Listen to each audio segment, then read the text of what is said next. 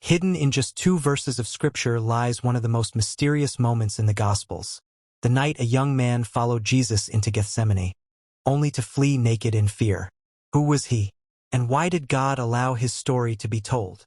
This is the book of Mark. The streets of Jerusalem were restless that night. Passover stirred the city, but there was another kind of tension. Whispers in the marketplaces, soldiers posted at the corners, shadows stretching long in the moonlight. In a quiet home, a boy stirred from uneasy sleep. He had overheard his mother speaking earlier with guests, followers of the rabbi from Galilee. Their voices were low, urgent. "He has been betrayed," one said.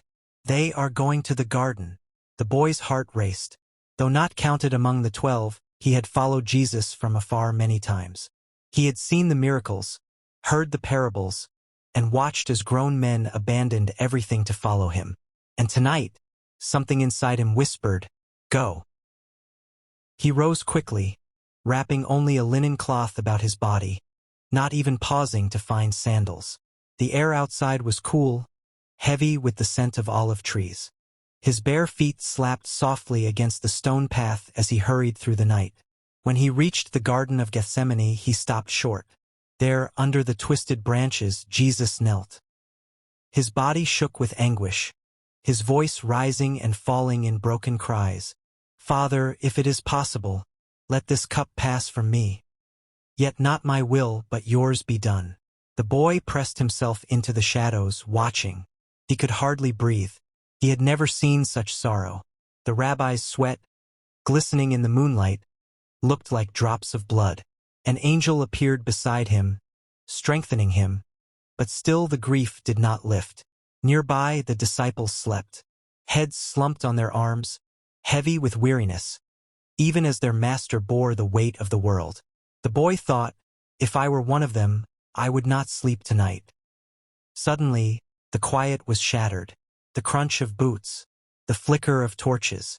A mob surged into the garden. Priests, temple guards, and soldiers, their faces hard with determination. At their head walked Judas, one of the 12. The boy's heart dropped. He pressed deeper into the shadows as Judas approached Jesus and kissed him. "Rabbi," Judas whispered. The soldiers lunged. Jesus did not resist. A disciple drew his sword and struck, slicing off a servant's ear. The boy flinched, but Jesus raised his hand, touched the servant, and healed him instantly. "Am I leading a rebellion," Jesus said calmly, "that you come out with swords and clubs? Every day I was with you in the temple, and you did not arrest me. But the Scriptures must be fulfilled." The boy trembled. Everything was unraveling. He wanted to run, but his feet refused. His eyes locked on Jesus, so calm, so surrendered, even as his friends scattered like frightened sheep. Then a soldier's gaze caught him. A shout rang out. "There's another one! Grab him!" The boy's stomach knotted. Hands reached for him, rough and merciless. Fingers clutched his linen cloth, jerking him forward. "No!" he cried, twisting with all his strength. The fabric tore free. In an instant he was naked, the garment left in their grip. Shame burned his face as he bolted into the night, his bare skin cold against the air. He stumbled through the streets, panting, his body scraped by stones, his soul torn between fear and guilt.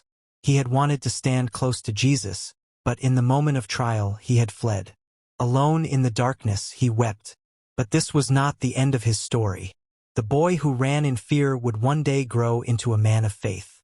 If indeed this was John Mark, the same boy who fled shamefully in Gethsemane would later journey with apostles, stumble and be restored, and finally write the gospel that would carry the name of Christ to every nation. Perhaps that is why he preserved this small detail, his own failure, for the world to read, to show that the grace of God can take even our weakest, most shameful night and turn it into a testimony of redemption. Fear and failure do not disqualify us. The boy who once fled unclothed became a man who clothed the world with the gospel.